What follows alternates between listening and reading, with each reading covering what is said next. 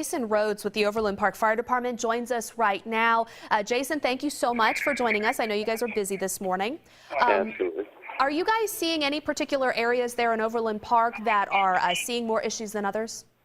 You know, I tell you, it's been a busy morning for first responders all around the area. I know especially the southern part of Johnson County had torrential rainfall in a short amount of time. We had dozens of calls all hitting the grid at the same time, cars stranded, a lot of people driving into high water because the water was rising so quickly in almost every low-lying area. So a lot of cars flooding out and stalling. They just effected a water rescue in Olathe around 139th and Merlin, and pulled a victim out of the water using a boat there. And I know that as quickly as the water rose, it's receding.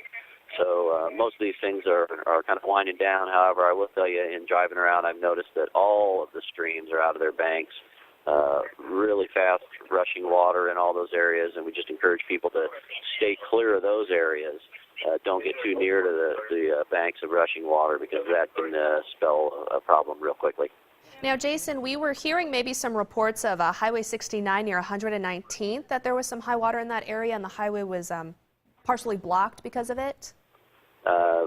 Possible. I didn't pass through that area, so I'm not sure, but I can tell you that almost anywhere there was a low-lying area during the height of that rainfall, water was rising high enough that you didn't want to drive through it.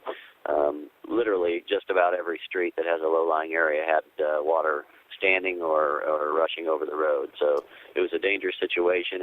Fortunately, it was short-lived, and most of the situations resolved themselves just as quickly as that water's receding. But again, you know, the best thing to do if you see water over the road is do not drive through it, because even if it's not fast rushing water, even if it's standing water, what you'll see is a lot of times that water will splash enough to flood your engine, and your car's going to stall and you're stuck. Yeah, and Jason, as we've learned before, you know, not only are you going to be stuck and have that huge inconvenience of being stuck in that water, it can also cause damage to your car as well. So it just becomes an even bigger issue. So it's just not worth it to try to make it through that standing water.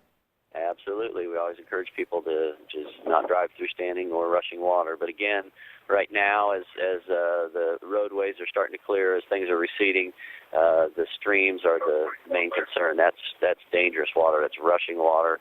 And we just want to encourage people to please stay away from those areas. Do not go up near the banks of rushing streams.